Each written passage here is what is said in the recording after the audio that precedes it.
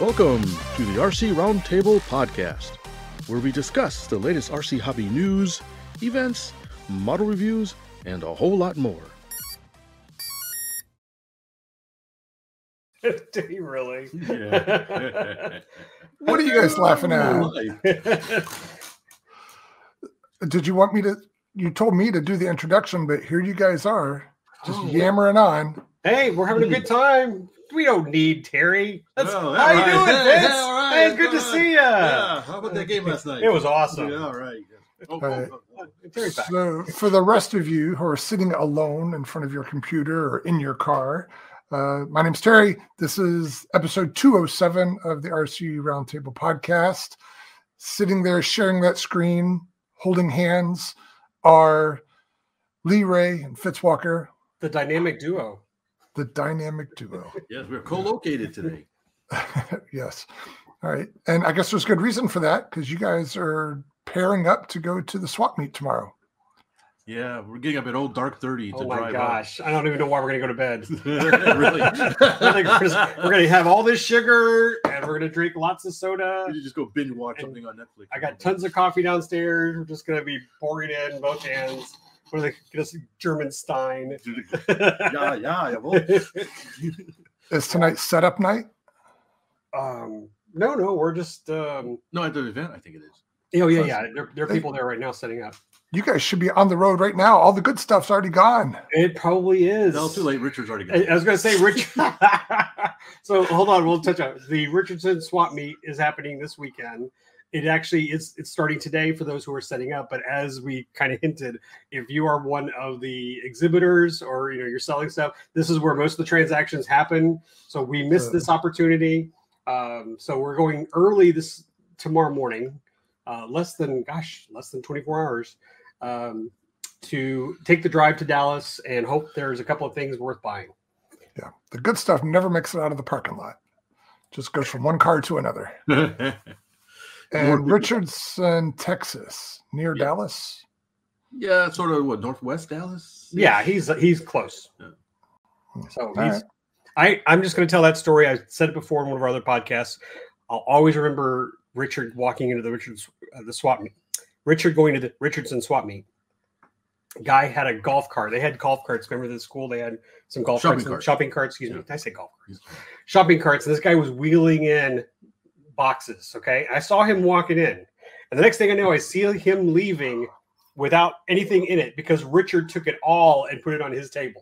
I mean, I didn't even get to put it down on his table. Richard took it all and put it down. Richard's like, none shall pass. I mean,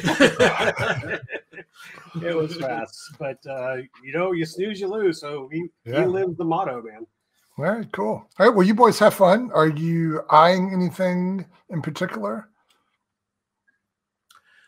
I have something already that somebody we mutually know. No way. Gave me a heads up on, so I think I'll be coming home with it. It's not very big, nothing major. I'm going to charge a travel fee because I'm driving my Suburban. So. Yeah, that ain't. And we didn't mention our buddy Kirk Jensen's joining us. Yes, so Kirk. He's not staying at Shea Ray tonight, but he'll be here early in the morning and we will take the drive. But we've done a great swap meet with Kirk before when we went to the Perry swap meet. So you've seen those little that's dad jokes. I was just going to say, you need one of those little thumb clickers that counts, and every time he tells you a dad joke, maybe I kid you not, if we can commit to this, maybe every time he does that, I get my phone and I add it to a comment section on our Facebook page. Incoming dad jokes. Yeah, because it's funny because sometimes I'm a little slow. I don't catch on that he's doing a dad joke because he'll start it like a normal conversation. Oh, he's really smooth at it. You're like, he starts talking and you're like, wait a minute. I'll tell you, when we saw him at Best, he started something. I was like, I'm not buying it. And he started laughing because I was like, you're not going to get me this time. Anyway. All right. Well, you boys and Kirk have fun, buy lots of stuff. Are you taking stuff to sell? He is. I may have one or two items I'll throw in the cart.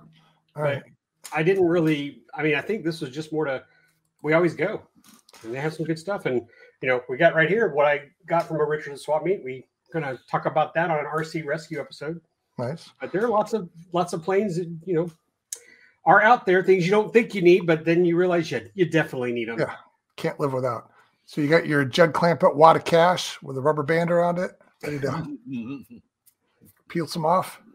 Maybe I'll go open up the Monopoly game and there you go. just throw that out there. Just see if I can get by. Yeah.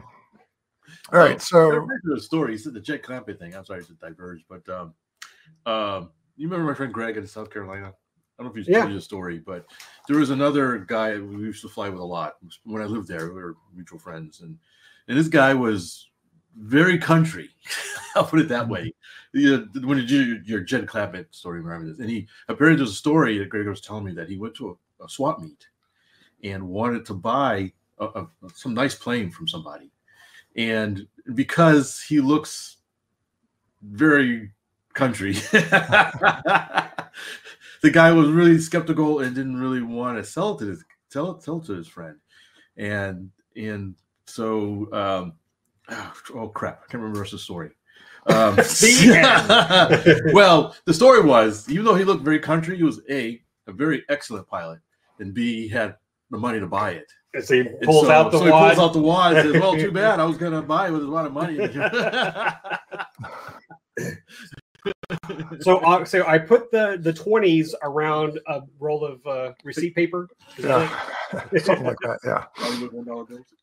Yeah. All right. Well, you boys have fun, and I'll expect a debrief when you come back. So, in the meantime, let's talk about a new product. I don't think we've covered new products in an episode or two, and we got a good one, or it looks like a good one anyway. The old school ModelWorks Raider, and quotes, the pirate stick. We couldn't decide on a name. Which is funny because remember we've talked about it several times. The T-28 that I modified as a tailless. Yeah, stubby. Yeah, my name for that was ARG. And okay. And the story behind it is that's the sound that I made when I accidentally dribbled some epoxy on it when I was when I was modifying it. So it just kind of stuck. No pun intended. So back to this old school ModelWorks Pirate. It is essentially your classic stick model. It's got the pointy wingtips. It's got the rounded vertical stabilizer. It is the quintessential RC airplane. And I'm waiting for your feedback now. Yes. It's a stick. Have you owned a stick? I was thinking about that. And I have to admit, I don't think I've ever had an example of the classic stick in any size. So, yeah, I guess I'm not a real modeler. I guess I'm not either. I've not had one. Now, that being said, I've had several slow sticks, but I've never had an ugly stick. Yeah. Well, yeah, it goes by many names, right? I guess ugly stick or just stick. And then Great Plains had a version in kit form and ARF form, and it's kind of like a P-51 or a Cub. Any company that's ever made kits probably made a version of the stick. So it's just what you picture when you think of an RC airplane. And there's a reason they're so popular. People who have had them talk about how much they love them. So Tom from RC Plane Lab, he is a stick fanatic. So we'll have to ask him if he's got one of these in the queue. So let's go over the basics here. Scroll down a little bit. And the specifications are 60-inch wingspan. Yeah, bigger than I thought, actually. Yeah, that seems about normal, right? What is it, 40 size? Yep, it says 45 to 61 glow engine, or if you're using electric, it says 900 plus watt. Ooh, that's spicy. So what's the weight? It talks about 3 pounds. Wow. Oh, okay. Never mind. 3 pounds was the airframe. Up to 7. Okay, yeah. I was going to say 300 watts per pound. That's pretty good. So we're still looking at 150 watts per pound finished weight, which he predicts at 5.5 to 7 pounds. So yeah, it says standard servos here, but it's got 645s here. They're much bulky or heavy duty than standard servos. They're the same case size, though, right? Yeah, right. But it says similar to. But I'm thinking, one's my Warbird, very large model. So I'm just thinking that size does appear to be a standard size. Yeah, you probably don't need upgraded torque and speed on this kind of airplane. It's a sport model. Yeah. So yeah, I just imagine he's going to sell bushels of these things, and so like all the other old school model works kit, it's laser cut balsa. So you're going to build it, cover it, make it the way you want, modify it in some way or other, perhaps. And I was going to add though, and I don't know since I've never had a stick, and maybe some of the ARF versions have a flap option, but usually I just see full span ailerons on these kind of airplanes. But this one, has it as an option. It says right here, 2 additional servos if using flaps. Right. So you can do either one. Be kind of cool, and maybe you could do a crow setup. So let me go back and change my answer. I used to have the mini ultra stick, if that counts. That was 42, 45 inch, and it had flaps and ailerons, and you could do crow. And now I've got the slow ultra stick. But again, I don't think those, other than the name, really compare to what this is. This is a big 40 size sport model. So I hate to make that comparison. They were inspired, I guess, by this. Oh yeah, I'm sure. Now, does he talk about the nose gear? I assume that's steerable nose gear. Oh, I would assume so. Yeah. So tricycle landing gear. You could probably make it a tail dragger if you wanted. Do whatever the heck you like. Did have, I can't quite see, but does it have the scalloped ailerons? Those signatures. Oh, it said you can have either or right here. Straight or scalloped edges. Oh, okay. There we go. All right. So which would you do? Scalloped. Yeah. Scalloped looks good, but I wonder how much effort it adds to the covering job. Oh yeah. Oh, here's on the right. Scalloped. I'm going to paint them. I'm going electric and I'm painting them. There, done. Yeah, covering, I imagine, is a bit of a pain. It's funny you bring that up because I'm going to mention the wings on my Malibu, my glider I'm working on.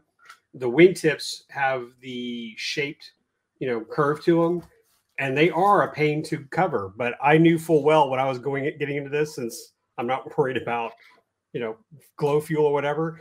I'm just spray painting those bad boys and putting the monocoat right up to them. I'm gonna have them nice and glossy. I don't need to be monocoating this. So I would probably do the same thing here. I'd go electric. All right, cool. I'm sure I would too.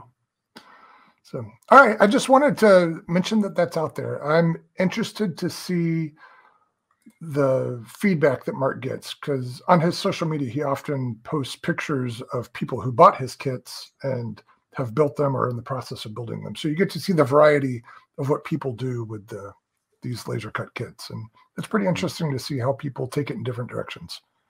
The only little minor complaint, if he's watching, is that I love that he has these details on the side right here. There's about the front hatch and the removable battery tray, but you can't click on it and enlarge. You can't zoom in on these features. So he needs to add a little, button that allows it to zoom in. Because the hatch picture here looks really good when you can from here. For those of you watching on YouTube, and for those of you listening, it's even more difficult. I think he needs to add that feature. So we'll send him a little email and say, "Hey, get your website guy to fix that," because those are like the scalloped edges right here. We're talking about that. Yeah. All right. So speaking of the feedback that he gets, when the last time we had Mark of Old School Model Works on the show, we talked about the version that he did of, what's the name of that airplane now? The Raven, which was based on an EDF I designed a long time ago. And he's been posting pictures of those that are completed. And that's really cool for me to see that people building balsa versions of this model. And from what I've heard so far, people like the way it flies. I've got one in a box on the shelf over here. So when I have a little bit of time between projects, that'll be the next one on the bench. What are you snickering at? I think it's DNS. We are live, folks, but I can't open up any of the web pages now. Did Fitz break your internet? I guess so. And now I've got a little warning on my screen saying my signal is bad. So going to his website has screwed up. Already. Yeah, that's you, because I'm clicking all around this website now. So, all right. Well, how about we just do this? That's a Lee problem. So we're able to talk to each other live streaming, but you can't click on a website. You saw what I saw. I was like, hello. Anyway, we got the gist of the aircraft, so we didn't fail miserably. All right, so let's look at the price real quick and talk about that. I think they're available already. Am I lying about that? It says first part of November. That's today. Today is what, November 1st. So, yeah, and the kit is $289.95. So oldschoolmodels.com. Tell them Lee sent you. That code will definitely get you 1% off. Well, Lee said to make bigger pictures. It was a that will add 5%. All right, let's move on to something else. We don't have an agenda listed here, so I'm just going to fly with it. We've got Fitz's trip. He left the country again. We can talk about that now if you want. Yeah. Sure. Right. So apparently the government has seen fit to subsidize your jet-setting Playboy lifestyle. And where did they send you this time? Damn straight. I'm going native now. We actually joked about that. I probably should pick up like an apartment or something there. I've been there so many times lately. Really interesting. I'm not complaining. It's work, but he's gonna rent this little square. Yeah, a little. That's gonna be like $3,000 a month. Do you know what they call apartments? At least decent ones. They call them mansions. Oh wow! They literally use the word mansion. Wow. And it's just sort of a semi-fancy apartment. All right. So where did you go? What are we looking at? So I actually went to a different location this time. Normally I go to the Tokyo area, just north of Tokyo, in a town called Tsukuba. So Japan. I'm in Japan. The word Japan has come out yet. Okay. Right. Yeah. First thing is I went to Japan. And in Japan, I normally go to the Tokyo area, to the Japanese Exploration Agency, just north of Japan, north of Tokyo.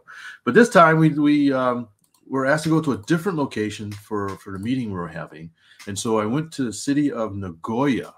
Now, Nagoya is not really well known, perhaps, but it is right near the Kyoto and Osaka areas. Those are probably more familiar. So it was a bit of an interesting trip because we had to, we land, then we had to take a train to Tokyo Station and take a bullet train out to Nagoya, which was pretty neat. And if you get in the right time of day, you can see Mount Fuji as well on a trip. So this is I'll go through these pictures real quick. This is a picture of just looking at the hotel. I just thought it was an interesting looking city. It's a bigger city than I expected it to be. And we were walking around, and there's a drone station that you can buy drones. And I'm trying to read it. Sorry. Kakas drone. He's trying to read it. Okay. So yeah. It just says drone station. It's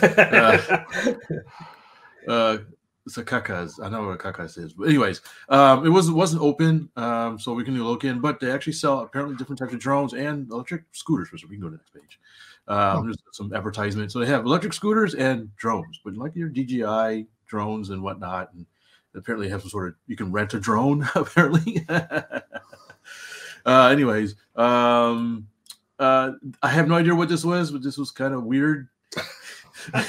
Just walking in the store, I was like, what the hell is this? Are they being robbed? What's that? Are they being robbed? I don't know. It was just like one of those cardboard cutout things. And, this is Japan, so you see a lot of weird stuff. So you can go to the next one.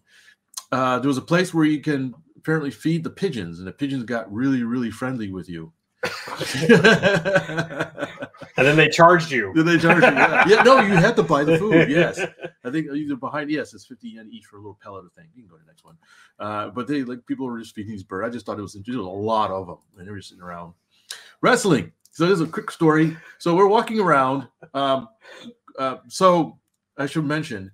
Apparently, when we got there that Sunday, we had a Sunday before we started work. They were having a festival. in Nagoya celebrating several, what would you want to call them, samurai warlords that were from the area. And they're very famous warlords. Have you ever heard of Tokugawa or Nobunaga? They're from this area, and so they just have this big festival, and they celebrate those warlords. They have a whole kind of stuff going on. If you're watching the movie Shogun, not the English guy, but the main character, Japanese guy, is loosely based off of Tokugawa. So we were kind of just walking around, checking in the sites, and they had this wrestling ring popped up.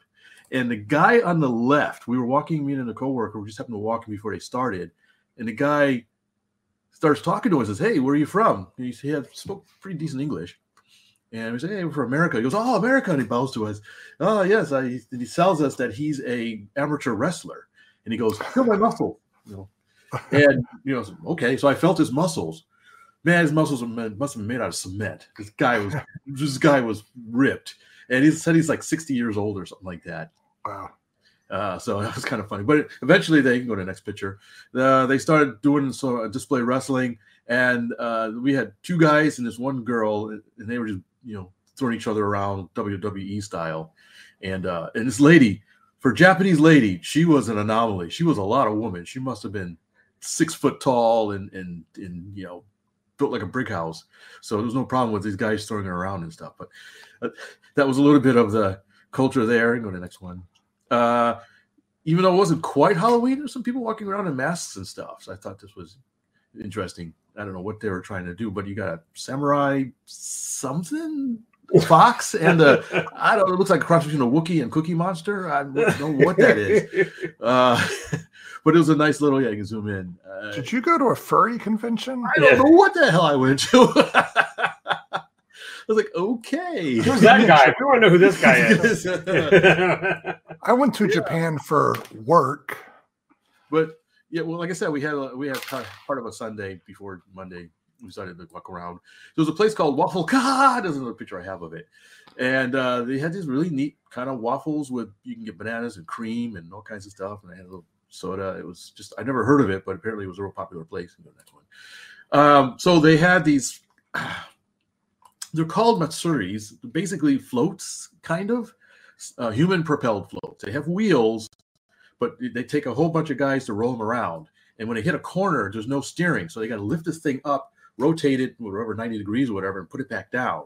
And even though there's a whole bunch of guys, it looked like they were going to blow a blood vessel doing this, because apparently this thing is really, really heavy. Pivot, yes. But what's neat is they had on top, if you can look at these on top, they have these little doll things. They're sort of puppet mannequin kind of things. And I think they're animatronic because they moved around and stuff. But at first I thought maybe a puppeteer was moving them, and maybe they are. But one of them looked like it might have been computer controlled. And I guess these are some of the different warlords, and they're just reenacting scenes and stuff. But it was just interesting. They had the traditional Japanese flutes playing, and it was just a very interesting sight. We're lucky to see it. I think the next one, I think I got a video. Yeah, there's some people staying around.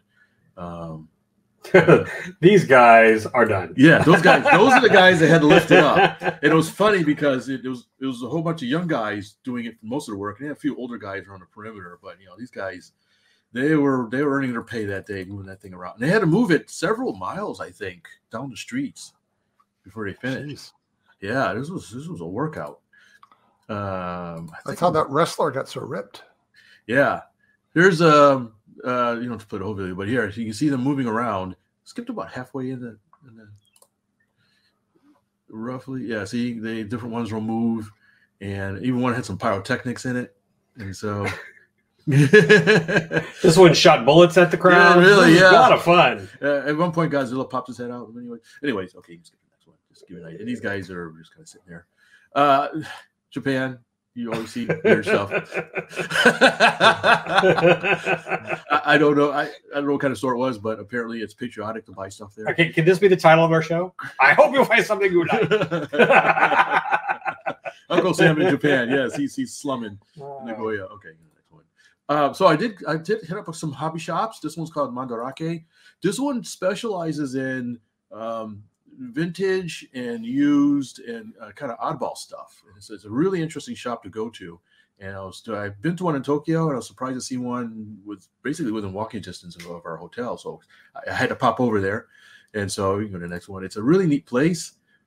There's a bunch of plastic models. I'm into the Gundam and stuff. And I saw that the one at the top left, the Dendrobium, really caught my eye. And I thought, wow, that's don't see too many of those anymore. And so you can go to the next one. And just a really neat shop they have sci-fi kits, trains, planes. These are some stuff from Japanese animation and fantasy. You can go to the next one, I think. This is where they had some trains. It's a pretty big shop. It's got several floors. I think it's got like 3 or 4 floors of stuff. And so you can go figures, comics.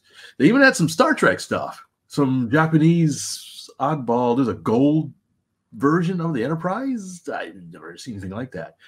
45,000. It was not cheap. Yeah, that's pushing like $300. So apparently some real special edition. There you go for you, Lee. Some Voyager stuff. Voyager. Yeah, it was kind of neat to see that. Ninja Turtles. So the place I went to for work was at the actual. You can zoom in a little bit. I don't know if you can see the symbol on the left. Does that look familiar? Left. It's kind of behind a tree a little bit. The red Mitsubishi? Yeah. Mitsubishi, with the Mitsubishi Heavy Industries. This is the plants that they actually built aircraft in, backed out towards the World War II. It's got a long history. Oh, right. So this is, you can see there. They build, I believe they told me, wings structures for Boeing. And they have their own variation of the F-16 called the F-2 that they also build out there for pieces. I want to pause on this picture just a little bit. This is looking out the window towards the Bay Area. Zoom in a little bit. Okay, so those to the right, to the domes a little bit, there's like a Legoland and a aquarium. And to the left is a clock tower. See the clock tower to the left? Right there. Okay. So they told me that clock tower is of some significance because the road there that you see was apparently at one point a runway. And so I think it dates back to World War II, where when they built the aircraft there, they used that runway to launch or whatever, to ferry off aircraft, probably the Zero because it's Mitsubishi. And that clock tower has been there since that time, and it represents the aircraft manufacturing. So it's been in like movies and stuff, and it's some historical significance. Is there a Zero here in these? Is there a Zero in here? I'm only hoping, because if you went to the Mitsubishi plant in Japan, Fitz is going to come back with a Zero photo. I didn't get to see an actual Zero. There was a museum up there that I didn't get to. Apparently has a Zero or a Kawasaki. It was funny though. When the last time I was there, I went to the Tamiya shop and they had some ties, and one of the ties had a Zero on it. And so I bought that tie. And so when I went here, I wore that tie with the Zero on it. And let's just say I was pretty popular for a second. Oh, a sexy man. Yeah, they really like that.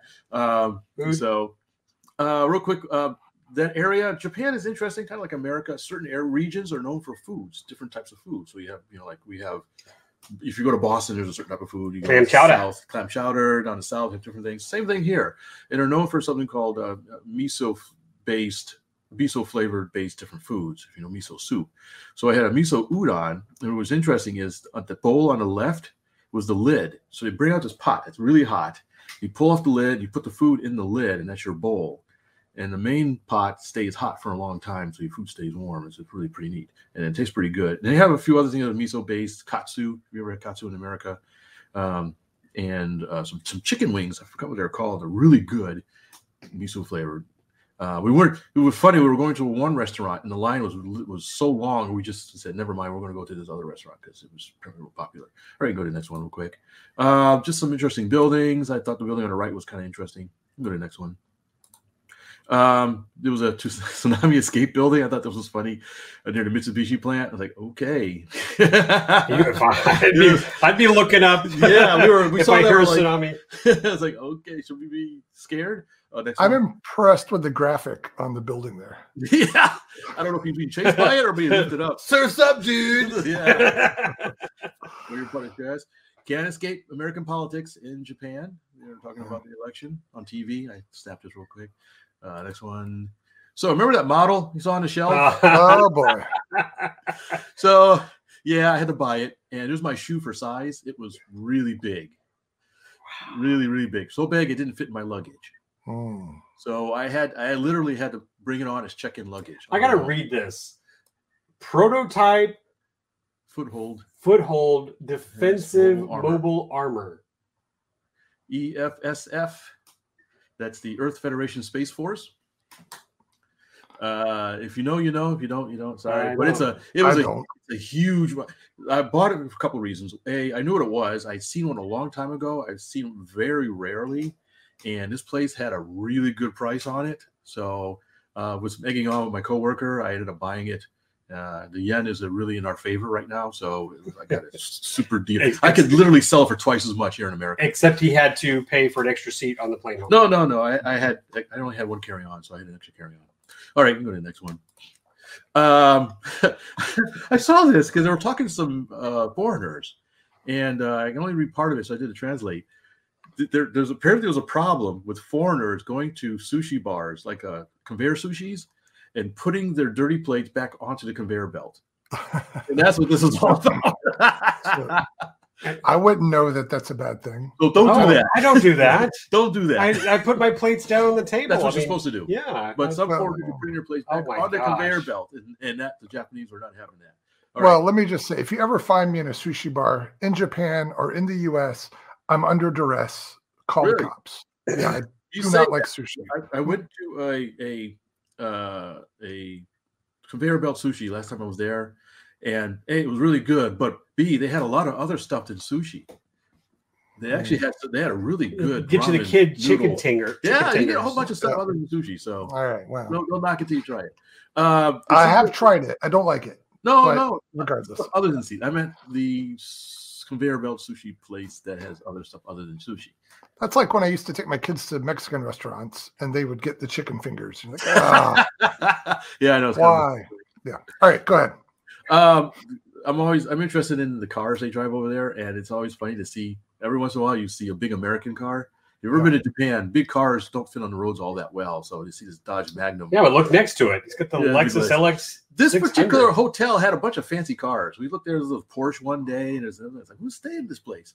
But I did see a couple of American cars, and it's interesting to see that this old Magnum was driving, because this is a big, 8-cylinder engine and stuff? Yeah, this is not cheap there. Guys, they soup these suckers up. So yeah, this is some bragging rights. If you can drive one of these in Japan, you got means. Or if you buy one of those models that he got. Yes. Yeah, baby. Yeah, knock this off my shoulder. This is a giant figure that's for some reason has some notoriety in Nagoya, and they change the clothes on it depending on the seasons and all kinds of stuff. So it's literally like 15 feet tall or something like that. Okay, next one. Well, so I went to another shop called Volks, and I didn't have a whole lot of picture. They limited photography in there. Great little model shop. They also sold really expensive dolls for some reason. But this is I actually met the owner of this guy in America some years ago. Look at all that glue. There's a lot. It's great for supplies. This is a lot of supplies for model building and stuff like that. Mainly plastic model building, but you can go in there, you can find resin, you can find tools, all kinds of cool stuff. I think I got one more picture of it. They had some figures that you can get. You go to the next picture. Yeah, there it is. It's called Volks, Volks. Neat little hobby shop. I was surprised to see one there. Excuse me. This for you, Terry. I'm out. Oh, yeah, look at that. So you've talked about, are you still on the second hobby shop, or is I think that was only I only had a couple of pictures of it. Like I said, they limited photography. Okay. So you've talked about 2 hobby shops so far. I have not heard the words radio control come out of your mouth. I did not see any radio control stuff. Didn't have a chance, unfortunately. Again, radio control is not that. I'm surprised, but apparently, despite all the stuff they send to America, it's apparently not all that common there, at least in the areas I was in. I think it's more if you're not in the big cities or you got to go out in the country. There are radio control shops. They tend, I think I saw one, but it was not easy to get to. Even though their train service is pretty good, it wasn't that close to a station. So I'm looking out, but it's hard. It's been difficult. So sorry, but I know a lot of. But anyways, I thought of you, Terry, when I saw this. This was first thing is there's MTV in Japan, and they play music videos. What? Unlike here in America. Yeah, I know. They didn't get the memo. And there was this guy floating around in a spacesuit. I thought it was fairly decent looking spacesuit. It's a good representation of the EMU. Yeah, I thought it was pretty decent. And they had them floating around in different backgrounds and stuff, so I thought that was kind of cool. You know the next one. So I went and visited one of the castles there. This is Nagoya Castle, and this is one of the more famous castles. It's got goldfish on it to show the richness of the owner some time ago. Although interesting, they told me it was damaged in World War II and it was partially rebuilt or so. But it's pretty common. Didn't have the time to go in. I think we were there just before it opened and we had to leave. But I got a nice shot of it. Is that a moat? It's a moat. Yep, they're surrounded by moats and these tall walls because it was a castle for the warlord. So they made it so that it was not easy to invade or attack. So you had to cross this large moat, and even if you cross the moat, you got these really steep walls that are hard to climb up, and so they can rain arrows and stuff down on you as you're trying to get in. And instead of alligators, they throw Godzillas. They throw little mini Godzillas at you. And they trained the goldfish. Yes, they attack. And they do have doors. On one side, there's these large gates, but these doors are huge. I mean, you could probably launch, modern rocket launchers at them and not get through those doors. They're really, really durable. All right, next one. This kid was on this suitcase that he could ride, and he had a seatbelt on. You see the strap behind him. I was like, it was the cutest thing. It was really, really cool. The suitcase doubles as a little riding horse or whatever. Is it powered, or is it just a push thing? Best I could tell, it was not powered. The parents were just rolling around on it, but he had a good time on it. At the Narita airport, I actually didn't know this. We happened to go up to the second floor to look. We're scouting out for another restaurant, and there's this little platform. You can go outside and sit down and watch the aircraft take off and land. You can see the airplane at the top right taking off. It was just a neat little area that you can go outside. Oops. I can go. You can go to the next one. So the airport apparently has these autonomous chairs that you can borrow. I think for mobility impaired people, you can sit in and ride them. But when you're done, you just get off, and the chair goes back by itself and finds its charge point and resets itself. And I saw several of them running around the airport. One person even kind of accosted it a little. If you get close to it, it'll stop. And somebody was messing with it. They were hanging around it, jumping in front of it, and that kind of stuff. That's a zapped them. Little teaser pops out. Oh, here's the Waffle Con. I had an outside picture of it. This was a pretty neat place. This was pretty cool. It's sort of a treat, but I think it was Korean based, but of course, if you're a Star Trek fan, the word con immediately comes to mind. Waffle Con! I spit my last waffle at me. While I was there, I had a birthday. And so happy birthday, Fitz. Yeah, thanks. I was there, and they found out, and they said, well, we had a social. Okay, they gave us a cake. Actually, it was both mine and somebody else's birthday at the same time. So Yvonne, yes. Yvonne-san and Fitz-san. Happy birthday. So that was really nice of them. Our hosts were very, very nice. I think that's it, right? That's it. Okay. So that was my Japanese trip. Hopefully you got some culture in you, and you saw some hobby-related stuff. We've been culturized. Culture. Anyway, it was a fun trip. It was neat to see a different area. I really had hoped to go to an air museum that was in the city. I just didn't get the chance. There was one on the other side that looked like it had some cool stuff in it. But it was neat to be in a. Oh, we went to the cafeteria one day and at the Mitsubishi plant, and they had one of the register was closed, but they had a tarp over it, and on a tarp was this beautiful drawing of a Mitsubishi Zero, and I had forgotten my camera back in the meeting room. It's like, damn it! And when I went the next day, it was gone, and then it was never back again. I was like, oh man! I should have asked, like, how much for that little handkerchief tarp thing. It wasn't very big, but it was still really, really cool. Yeah. All right. Well, welcome back. Have you adjusted to Texas time yet? Mostly. It's not too bad, but in the middle of the day, I feel a little kind of.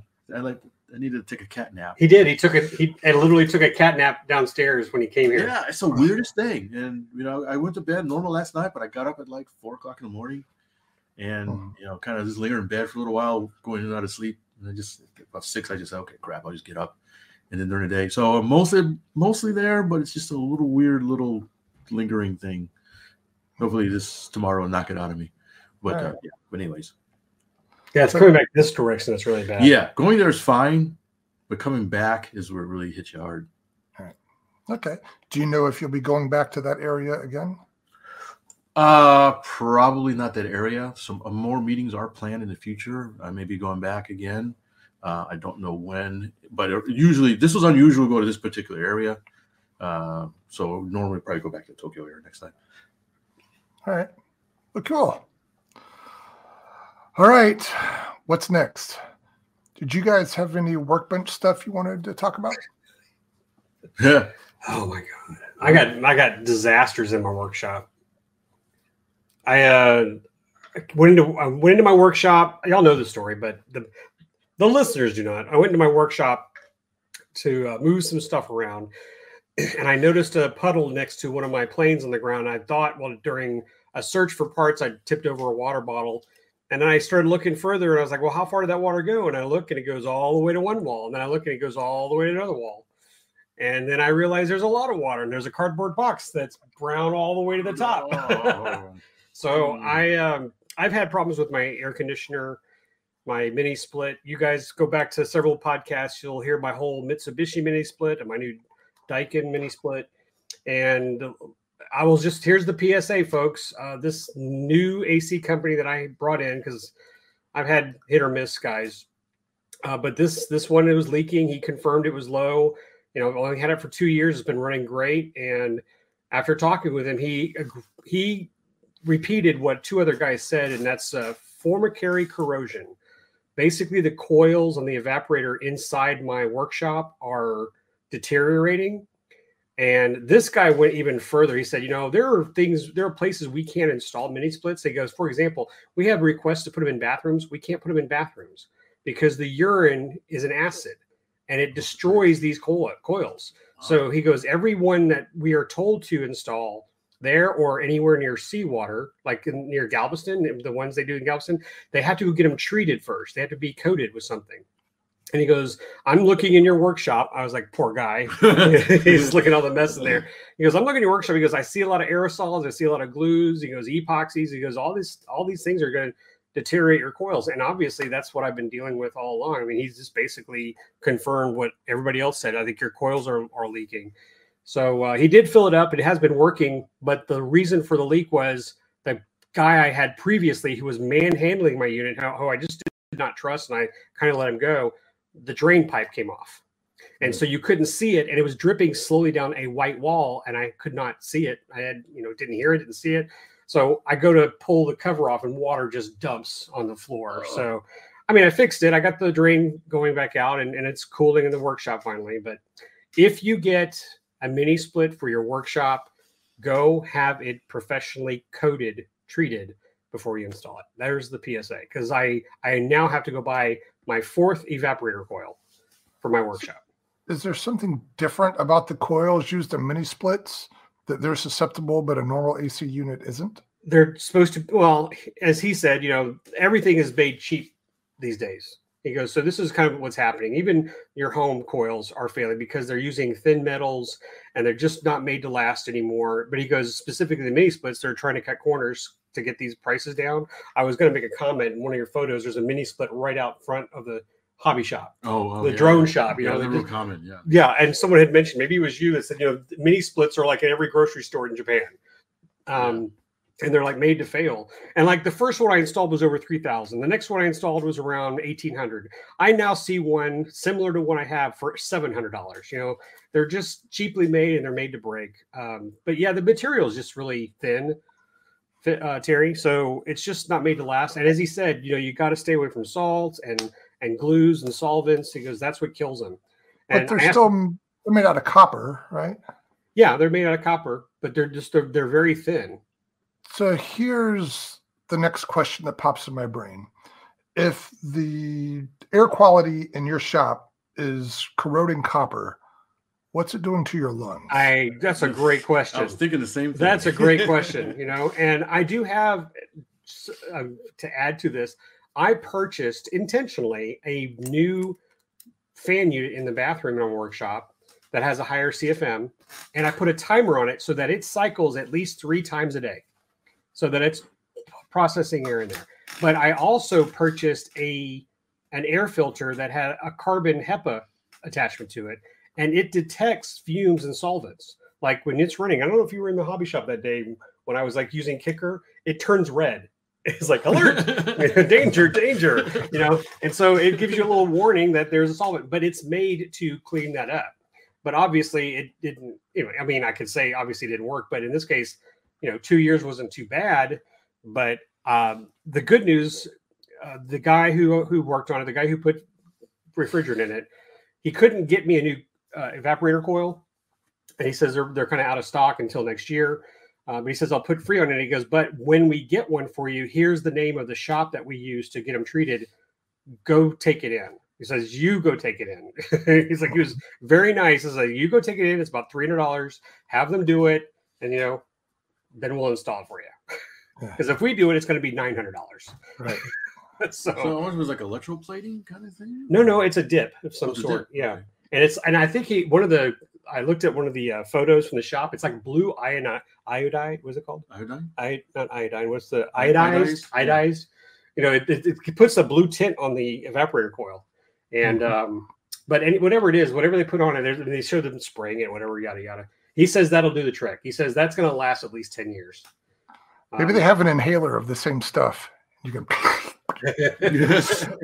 protect your lungs. Your lungs for 10 years. I mean, I tell you though, it was. I mean, I don't know if I had mentioned it, but yeah, I mean, I mentioned it on previous podcasts. But it was 85, 88 degrees in that workshop. It was miserable, and just you don't want to be in there. You can't enjoy working on stuff in that. So I'm back to some adequate temperatures, and not as good as I'd like them to be. It has been taking longer to cool down. But it has been such a learning process. I hope if anybody's been following these podcasts, and I highly recommend a mini split, but this is just another wake-up call. Yeah, you know, they're just made to break. Fitz is just walking around my hobby shop, and ooh, he has an old radio. Yeah, no, that's the one I had converted to 2.4. Look at this baby. Isn't that cool? That is cool. What do you fly with it? Nothing yet, but I was going to put it on a glider. Okay, nice. So what protocol is it on? Oh, I forgot. Tony told me. I got a box for it. Oh, it's maybe FR Sky. I don't know. I don't think it's Futaba. Okay. So channel. Yeah, it's just 2-channel. So what is it? A Craft single stick? Yeah, single stick, 2-channel. Nice. But you sent it to Tony at Radio South to get converted to 2.4? He did.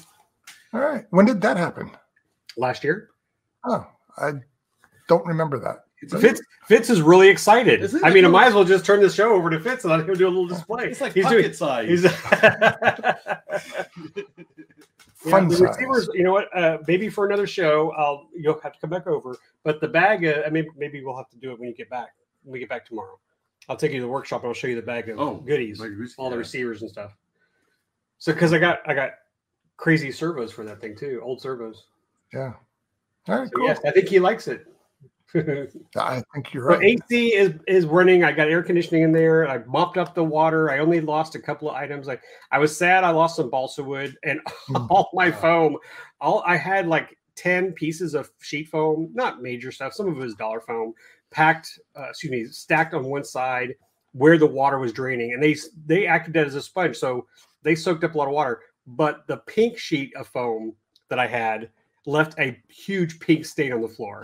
I mean, it was like sitting there looking, what the hell is that? It was like, and I forgot there was a sheet of pink foam in between. And so it just stained the floor. I'm moving on.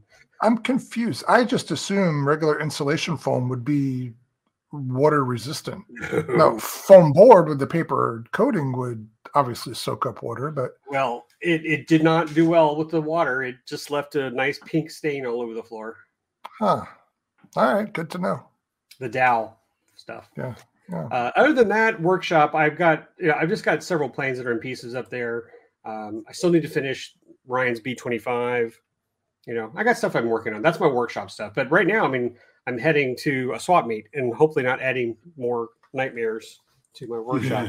But I did make a short list. I won't go over it, but I have a short list of items I need to finish a couple planes. But I'm not going to buy anything particular. And no one's called me saying, "Hey Lee, I got a P-38 for $20. I'll see you at Richardson." Day's not over yet. All right. Well, I got a couple of things. I think you saw last time the Old Crow from the Seagull models. You were working on the RV last time. That's RV, our Old Crow. Yeah. Oh, that's called the Old Crow? Yeah. Oh. Yes, I made some progress on that. I've got the engine mounted, and I'm going to put a smoke system in it, and I found out the smoke tank wouldn't fit that I had, so I had to order. I think it came in today. I ordered a slightly smaller tank to try to get it in there. Did you talk about this? I'm not remembering. I don't remember. So it's an RV8 smoke bladder. Was that Terry? What? It's an RV8. It's an RV8, Old Crow, so it's got semi-warbird looking motive on it. Apparently, It was a real RV8 from a retired military pilot. I can't remember the details. Sorry. And it's 40cc size gas engine on it. And so it's the next review coming up. Really nice. It actually builds pretty quick. It's got some lights on it, and I wanted to put a smoke system on it because I'm using the twin cylinder 40cc. And same thing that was in my Shock Cub. Ooh. Yeah, it should be really nice. So I got the smoke pump and stuff, and so it's just kind of working on that. I had to order a few bits and pieces, and I'll get to work on that. I've got another 3D printed plane I'm working on. It's a newer company, Blancolario. I can't remember the name. Sorry, that's the YouTuber. I forgot the exact name, but there's a company, I think they're a newer player, that's making these really interesting. The subject is probably not the most glamorous plane. It's a Brewster Buffalo. Oh, nice. But it's got a lot of really nice detail on it. I mean, it's got rivet details, panel lines. It's really, really good. Cockpit details and pilot. It's really, so when it's done, it should be actually really nice. And there's a neat option with the canopy. You can print a solid canopy, or you can print a canopy with just the frames, and you put your own glass inside, like a real thin what was it, acrylic? What's the thin stuff? Not like sand. Sand? I guess you can put really anything thin you can fold over a little bit. So yeah, the really thin Lexan or acrylic, whatever the guys, the free flight guys use. They had a different name for it. I forgot what it was. Polystyrene. Anyways, so it's an interesting experiment because I'm using my bamboo printer, and it's the first time I've used that printer with the LWPLA type PLA, the expanding foam PLA, which is very light. And so at first I was like, well, it can work with this printer, but so far it's actually working pretty good. So I had to go and tweak some settings, and I've got a couple different brands I'm working on. So that's going to take a while to print out. I've got the fuselage mostly printed. I started printing some odd bits. So it's a slow but steady process. So what's the wingspan of this airplane? No, maybe 36 inches, something like that. Not terribly. It's actually, the fuselage is maybe a bit bigger. I had to double check. Sorry, don't quote me on that. Maybe 1.2 meters or something like that, which is probably in a 40-inch range. Does it have landing gear? No, it would be hand launch only. Okay. Because the Buffalo had some unique landing gear. Weird geometry. Yeah, it's almost like the Grumman Wildcats kind of ish landing gear. Yeah. It articulates in a unique way. Yeah, the plane has the wheels molded. When you print it, you can see the wheels there, but they're fully retracted, so it's just hand launched. Yeah. Should be interesting. So I'll show it to you guys next time. All right. And so that's it for the most part. I got some odds and ends. Well, what else I got? I'm trying to think. Well, you got that kit to build from Japan. What kit? The little glider? The big model. Yeah. I'll get to that. And that's a big model. I mean, it's a model. And it's heavy too. I picked it up. I was like, good. So, anyways, we won't have him on a show for several weeks. Sorry, guys, I'm busy. But I did get an RC model. Last time I was there, a little glider thing, the balsa wood glider. I got to build. I need to do that because it should be a quick build. Pretty neat. I don't know what else. I did get another radio link plane, that little Delta wing. I think we talked about that before. You talked about the aerobatic one. Right? This is a little triangle diamond shaped plane. Okay, I don't remember you called a D560 or something like that. Okay. But it looks a lot like, I think, I don't know if it was Great Plains or Tower Hobbies had one. It's very similar to it some years ago. Okay. It just came in. It's got to go out and get that test flow, and it looks pretty neat. Got some stabilization modes in it and stuff. So anyways, so yeah, I got a bunch of things here and there and tinkering with. Oh, you like this, Terry? I was tinkering with the RC cars. I don't know if you saw my live show where I went through the Grasshopper, that weird Tamiya car, I forgot the name of it, and the Sand Scorcher, kind of see if they worked. And it was the first time I powered up the Sand Scorcher with this. It's got this single wheel, the old school radio, kind of the square box, but it has the wheel on it. And I had never powered it up to see if it works. And I put some batteries in, and it didn't do anything. I turned it on, and the meter kind of went up a little bit. I was like, is that it? And didn't do anything until I jiggled some stuff, and it started working. So it turned out there was an intermittent connection or something inside the transmitter. But it worked. The steering throttle worked. The servos worked. One of the switches was bad in the car. But so I'm going to keep all that retro. Yeah. And just and just run that as it is. Maybe upgrade. Maybe I might put electronic speed controller. It's maybe the only thing I do. So real happy to see that runs. And the old car I got from the local not retro. What do you call it? Shop. EPO. It's kind of like a surplus electronics. That's the one. Surplus electronics store had this RC car, old Tamiya one, and really, yeah.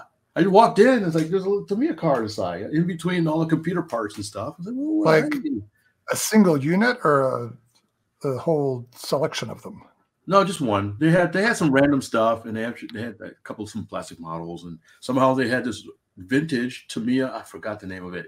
It's one I really had never seen before from back in the 80s. Apparently, it wasn't all that popular, but it was built and it had been run or something. But it came with its transmitter. It came with like a 4-channel airplane transmitter. It was really weird, but it worked. It actually worked. And so they had a pretty good price on it. I said, yeah, this little vintage thing, I'll take it home and see if it works. It's kind of for the novelty of it.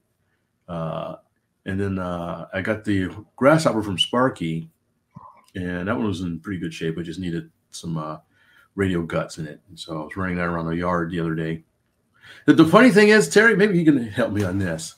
Batteries. So a lot of these old Tamiya cars are meant for like 6-cell NiCad packs. And sometimes the battery bays are not shaped very well to try to put a modern lithium in it. And I was trying to find a battery that would fit the space well. And every pack I tried just wouldn't quite, a 2-cell lithium wouldn't really fit unless I really undersized it. And so if I put a 2-cell 2200, that was not a problem. But trying to find, say, a 3,000 or 4,000 that would fit. A lot of them are hard case, and the cases are just too big to fit into little slots and stuff.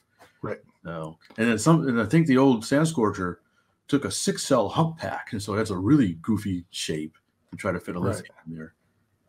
Well, if you look at it this way, that original battery was probably way less than 2,200 milliamp hour capacity. Yeah, they're usually about 1,200. Yeah, so even if you need to use a 2,200 to fit, you're at double the capacity you had before, and probably better voltage under load. So you're not really giving up anything there. But there are some battery options that I'll wait till Fitz is done choking. So there are some battery options that fit where old 6-cell and 7-cell NiCad packs used to fit. And one thing I've been experimenting with lately is, I'm sure you're aware of the 18650 size lithium ion cells. There are some of the batteries that size that claim up to 45 amp continuous output. So I bought a few of those. And there's also another size up. I forget what it is, but I think it's 21 millimeter diameter. So a 21 something. And they also claim continuous output in the 40s, but higher capacity. So I've bought a few of those, and I've soldered up a couple packs to try out in my boats and cars. Form factor wise, they would definitely fit in the same space as an old NiCad pack. Yeah. And also they're pretty tough because they're steel casing. Yeah. So So that's my current strategy in dealing with that. The question is, are they really capable of 45 amps output without damaging?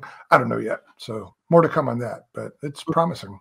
Usually cars and boats don't pull that much current anyways. Well, when you first accelerate, there's a big spike and then it levels off. But yeah, it'll be interesting to see. That is interesting. I didn't thought about the lifeboat batteries.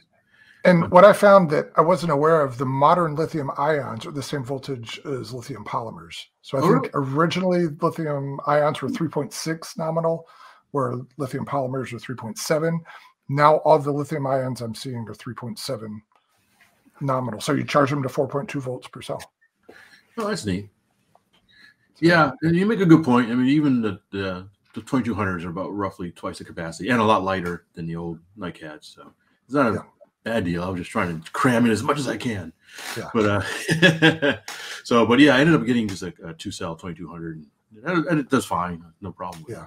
Interesting that going to the new technology, the form factors have changed, and so and especially if you're still using the mechanical speed control with a resistor.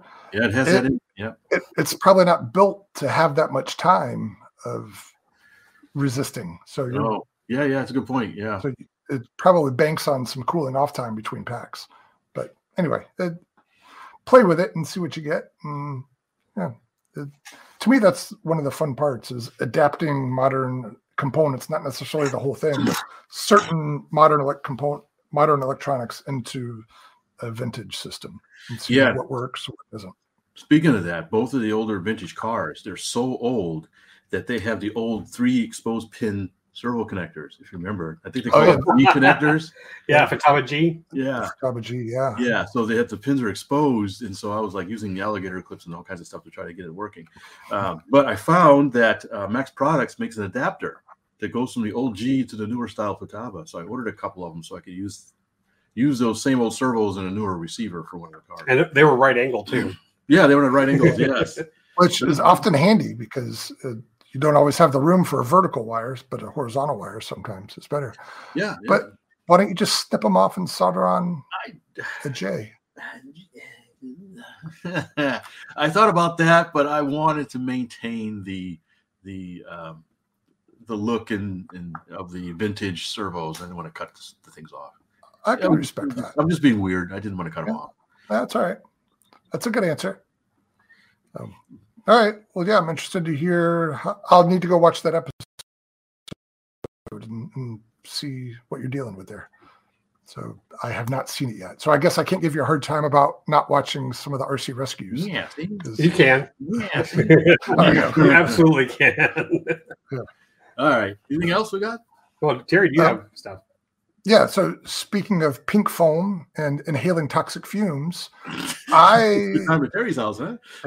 Hey, you want a hit of this Dow? I've been experimenting with the CNC hotwire foam cutter that I bought, I don't know, a long time ago, several months, if not a year ago. And I've done a few odds and ends with it, but the other day I decided that I really needed to invest some time in learning some of the intricacies of using this thing. And since I have an indoor event coming up, it's this weekend. So let me sidebar on the indoor event. I talked about that a few episodes ago, or maybe in the last episode. Anybody who's in Wisconsin or close enough to Wisconsin, you know what, by the time you hear this, it'll probably have already happened. So, it was awesome. Yeah, we had a great time. Get in your time machine and go. Yeah. So that's funny. When I did talk about it, I think I was giving the organizers of this is happening concurrently with a craft fair at the same school. And I was saying, who the heck schedules a craft fair at the same time as a Packers game? Well, turns out that the moron is me, because I assumed it was a noontime game, and therefore the schedule of the craft fair and the game were going to overlap. But no, it's a 3:30 kickoff, and the craft fair ends at 2. So there actually is not a conflict. They give you an hour gap there to grab your stuff and get home. So if anybody wasn't coming to the event because you wanted to stay home and watch the Green Bay Packers game, well, you don't have to make that choice anymore. You can do both on the same Sunday. What a big day. They all heard you just now. Yeah. You could have done both. And twos and threes showed up. Well, I assume most people are smarter than me and actually looked at the schedule and figured out that it wasn't really a problem all along. So anyway, with that coming up, I thought this is a good opportunity to use my foam cutter to make something lightweight and simple for this indoor event. Because it's such a big area, of course, you can fly UMX-sized planes and they'll work, but I wanted something a little bit bigger that would also fly in there, which means it needs to be big but light. So I just, my mind went back to a plane from the late 90s called the Blue Foamy. Does that mean anything to either of you? Yes. So funny you mention that, because when you showed a picture, I said, "Why, that looks familiar." And then I remembered I had one. Somebody made them and sold them, right? And I had, at one point, I don't know if I ever got it flying, but I actually had that kit at one point in my modeling history. Oh, you don't think you have it anymore? If I do, I have not. It's in a box somewhere. I have not seen it. I think the guy's name was Pat Matz. Yeah, anyway, so on names. This would have been before RC Groups was RC Groups. I think this would have been the E-Zone era. Yes, yes. So when Speed 400s and NICADs ruled, this guy made a kit, and it was just the essence of simplicity. It was a hot wire cut fuselage that was in a U shape. So basically, the inner dimensions of the cutout were the outer dimensions of a Speed 400. Right, so you would epoxy your motor on the front. I don't think it even needed a firewall. Maybe it used a firewall, but epoxy to rubber banded in or something like that. Yeah, and then there was a hot wire cut Hershey bar wing that you could do whatever configuration you want of dihedral or no dihedral. Add ailerons, don't add ailerons, and maybe it had balsa tail surfaces. But it was like the Garanimals of RC, just basically a super simple straight fuselage and a super simple wing. You put it in the configuration you want, and the components just sit inside this U-shaped channel, and you have all the basic ingredients of an airplane, and you mix it together the way you want. So I never had one of those, but I always admired the thought process that went into it. And so that's what I was thinking when I came up with this airplane for the indoor. And since I have this CNC cutter, it has a library of different airfoils in different shapes. There you go, the Blue Foamy. All right, so I had balsa tail surfaces. I think a lot of people put spars in there, like hardwood spars or something. But anyway, you can, from the picture that is on the screen now, you can see just how simple this thing is. It was a no frills airplane model. Yeah, but everybody seemed to love them, and why not? They're simple, cheap fun. And so let me grab the one that I built. One sec.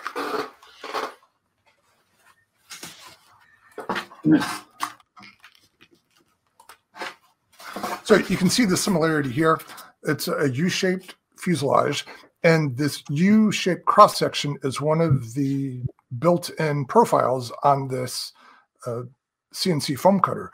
So all I had to do was say, I want a U-shape that's this wide, and I put a 24-inch piece of foam in there, which is the maximum width of this foam cutter, and I hit start, and the next thing you know, I've got a full fuselage ready. And then for the wing, this is a Clark Y airfoil. So I just said I want a Clark Y with this cord of constant cord, and bada bing. I get a 24-inch panel, and then I cut another one. And here's the cool part that I didn't figure out until I was in the middle of this.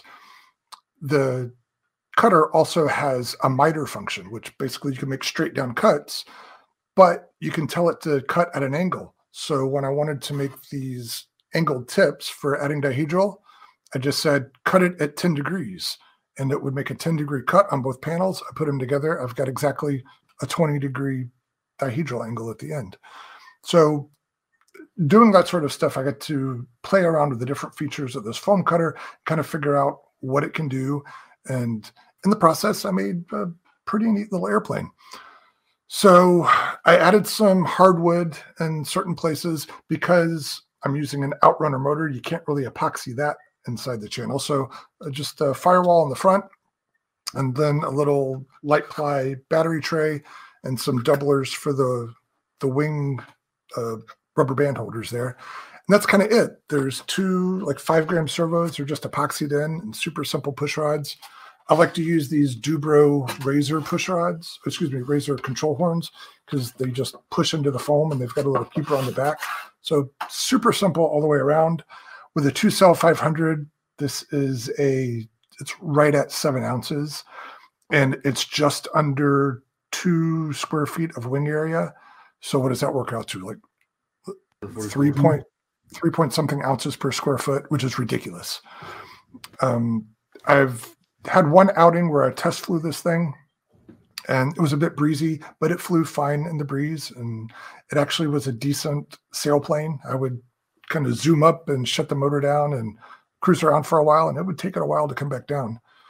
So I haven't flown it in calm conditions yet. That will be this weekend at the actual indoor. I'm expecting that it will fly even better indoors. So we'll see.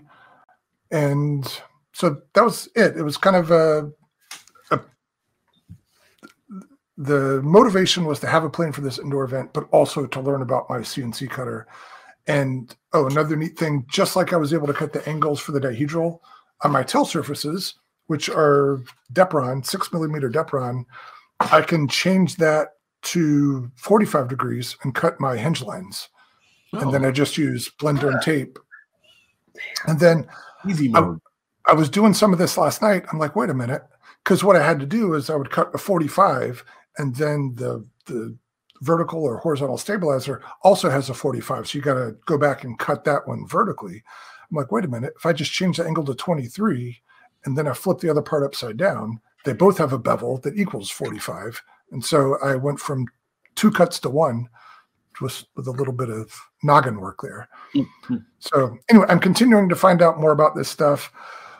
I'm pretty sure I've taken years off of my life already. Most of this work I've been doing with the cutter down in my workshop, which doesn't have any ventilation. I've got a fan going, but I'm really just recirculating the same air in the basement. One session I did, I took it outside and I was in the driveway doing it, and that was better. But I really need to install an exhaust fan in here because I expect to be doing some more of this work in the wintertime where going in the driveway is not an option.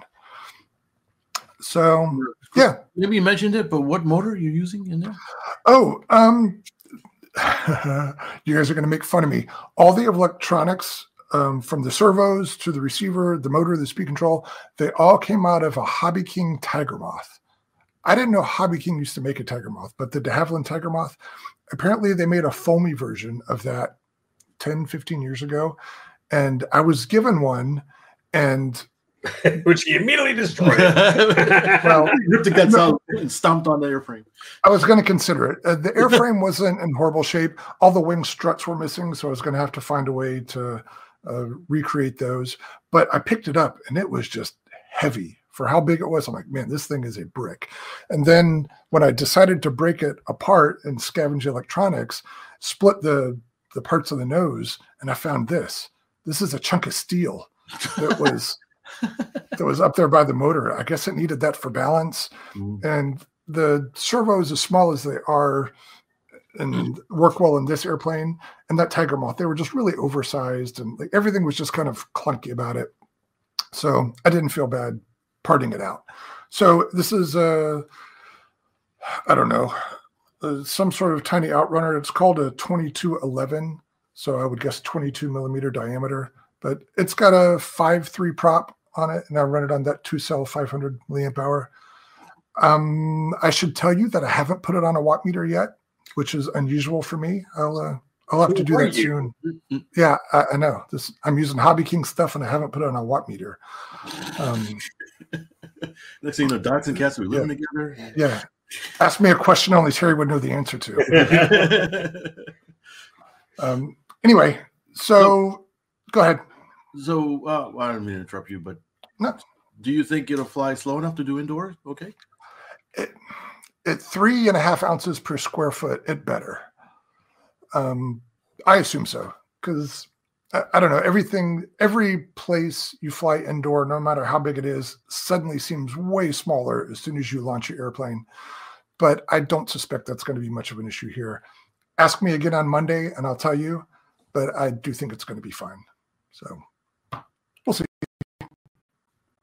I think it's going to fly slower than some of the brushless UMX planes that I have, which although they're smaller, some of them really have to scoot to fly well. Can you put it in front of the camera so we can get a good view? We've been looking at your mug. We want to see the plane. Yeah. No, put it in front of your face. There you go. Cover your face completely. Okay. Maybe I can't remember if you mentioned it. So was this a complete scratch, or did you have some plans or dimensions that you went from, or was it just sort of eyeballed it? Well, I knew I wanted to emulate the blue foamy profile. And because the maximum width I can cut is 24 inches on my foam cutter, that kind of dictated the size of this thing. So the fuselage is 24 inches long, and the wing panels they started at 24 each by the time I did some trimming. So I think the overall span now is like 45 inches. But yeah, that kind of set the parameters of where I was going with this. And then once I decided that these tiger moth parts were going to be a good fit for it, that kind of decided where everything went. So to answer your question, I made it up as I went along, but I had a few limitations that made the decisions for me. Not necessarily an exact copy, but it's a near clone. Yeah, it's with the same mindset of just the simple U-shaped fuselage and a Clark Y airfoil with a Hershey bar profile. And I could change it up. I could taper the outer panels if I wanted, or I could make it with a dihedral joint in the middle. The reason I did this is because there's no spar in here. There's no tape, there's no spar. And I figured if I moved the dihedral joints out there, there's less stress on them. That's so true. This was a strength thing.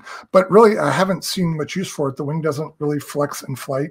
Not that I'm doing Lemshavaks with this thing, but I did do some loops and other stuff and inverted flight, and the wing seems strong enough, knocking on wood. Maybe I think some people with like the Ace foam wing and other stuff like that, you can use strapping tape as a sort of spar. Oh, I haven't heard that in a long time. Yeah. Yeah. These are the Zagis. So, yeah, and that's another thing. I've been trying to emulate the profile of the Ace foam wing. So for plans that use that foam wing, I can whip out some cores to use that. So, as a matter of fact, remember the old Ace Simple 400? Simple 400. Yeah, it was a Speed 400 powered thing. It looks a lot like an Electrostreak, but just a balsa fuselage, Ace foam wing. My buddy Tony found one of those at I guess it was an estate sale or something. It was being given away at his club, and nobody else wanted it. So he's like, "Hey, you want this thing?" I'm like, "You bet I do." So he brought it to me, and I can cut a wing for it now. So yeah, but also you do the Ace. They had the tapered and the straight. Wings. Yeah, so I've been talking to my buddy Thayer because he had examples of them in his shop. So he's measuring them for me and giving me the dimensions. Figured out the airfoil is a NACA 2415, which is one of the profiles in that machine. Yeah. So theoretically, I can just plug in the numbers and it'll spit it out.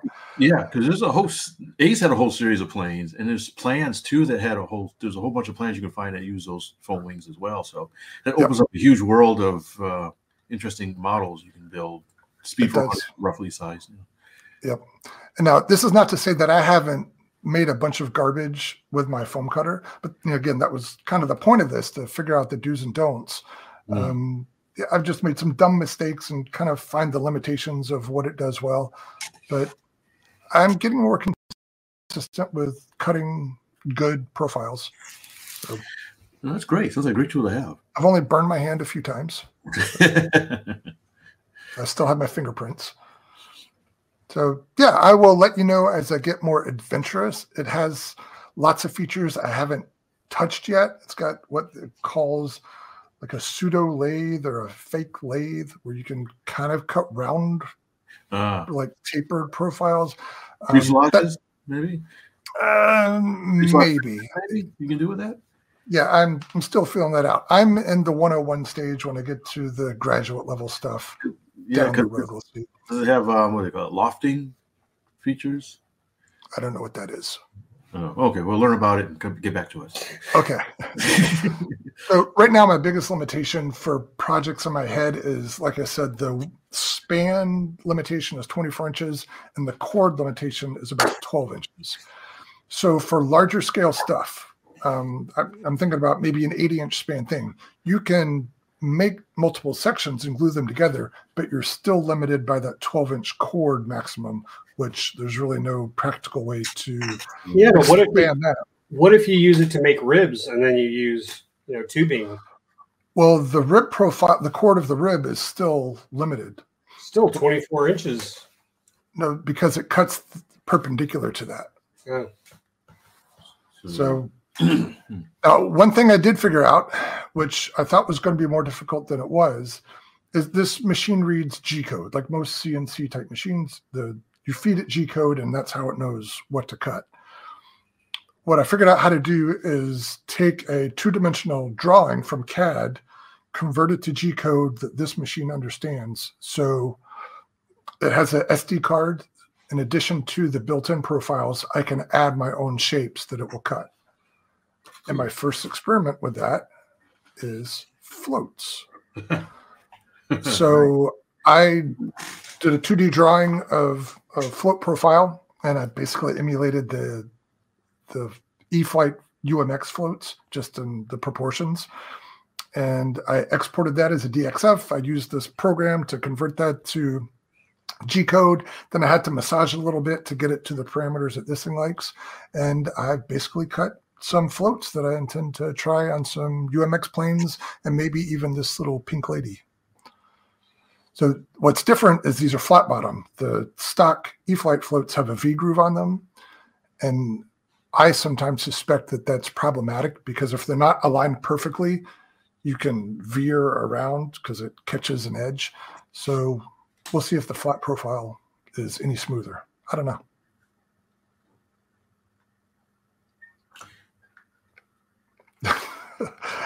Are we thinking? Because we sure aren't talking. Yeah, so I was wondering if you could put that V in it, you cut the V first and then move the part around and cut the profile. Yeah, I'm sure there's ways that you could make all that happen. Like you could use that miter function with the angles, like you make one cut for the basic profile. And so I've got a set of floats back here where I cut it as a square cross section, and then I went back and angled it so the top is narrower than the bottom. So you could do something like that to add a V if you wanted. So there's options. Again, I got to figure all that stuff out. Yeah, part of the learning process, but it's still it's like actually a really neat tool for scratch builders and stuff. Once you get the gist of it. Yeah, I need to keep a notebook next to this machine. It comes with a really nice guidebook that gives you the basics, but I need to keep notes on the things that I'm learning in case there's a gap before I use it again. I don't have to relearn all of these lessons. And I need to find more sources of the foam. I found like a 4x8 sheet of it in a dumpster a long time ago, and I've been working off that. And then my buddy Aaron gave me some more a few days ago. But the scrap rate is pretty high right now, so I've gone through a lot of foam. Have you found sometimes there's local companies that sell it? Have you looked around? Oh yeah, I can certainly buy it. It's like $40 or $50 for a 2-inch thick sheet of 4x8. But there's got to be like offcuts of it here and there. That check your Facebook Marketplace basement finds. Oh, yeah, that too. Maybe put a one ad out. Yeah, hey, buddy, I'm looking for some big foam. Yeah. So I'm sure for a size that most people wouldn't even think twice about throwing in the landfill, I could make something. To make this complete airplane, I can use a 24 by 9-inch footprint, and that's enough foam to create a whole thing. By 2-inch thick. Yeah. Okay. So anyway, that's what I've been doing. That's enough. Yeah, I think so. It's keeping me busy, and shortening my life. So I'll be hacking up some pink boogers. Hopefully, your little plane will fly well tomorrow, Sunday, or Sunday, whatever day. So, this weekend. So, Terry, Fitz, how's the Eindecker going? I'm looking at it right now. Looking at building. You've been looking at it from that position for many weeks. It got pushed back on the workbench to make room for the foam cutter. But yeah, keep nudging me, like pester me, and I'll get it going. I promise. It takes up too much space in the workshop to ignore it. So, all right, are we done? Are we finished? I think we're jabbering? done. We kind of rambled there. Got some Japanese stories in there. New planes, Lee's AC dilemma, Terry's new venture into foam, ventures in foam coating, and whatever you call it, inhaling toxic fumes. Somebody pull Terry off the ceiling. So our next podcast will be a follow-up of the weekend indoor fun fly. Post-mortem. The swap meet. Well, hopefully Fitz and I will have show and tell. And anything else on the agenda, Terry? I don't think so. All right. I think that's good. I think that's a wrap then. Yeah. All right. Well, thanks for watching. Who's going to do the outro here? You? Me? I've never done one before. I'm so nervous. God, good luck. Hope you don't screw it up. So thanks for watching. We appreciate you. Hit like and subscribe. Send all your nasty hate mail to Terry. He loves that stuff. And send your nudes to Fitz. Anyway, thanks for watching, you guys. Wow. That was so exciting. So we do appreciate you. Thank you for listening. Send us comments and suggestions and tell us about the projects that you've been working on. If you have hints for cutting foam without killing yourself, please let me know. And if you know, oh wait, no, that's a different thing. I was about to ask about BECs in parallel. We'll follow up with the BECs. Yeah, that's the other thing. I'm sure we'll be crying on that. All right. So in the meantime, we're gonna go have some fun doing stuff this weekend. So yeah, we're gonna go to bed right now. Get ready for the 4 a.m. wake up call. All right, guys. Thanks for watching. Please visit our website at rcroundtable.com. That's where you will find all of our podcast episodes. You can also find a little bit of background information about the show host and leave comments and suggestions about the show. There are links to a few of our favorite vendors and also links to our various social media accounts. Thank you for watching and listening.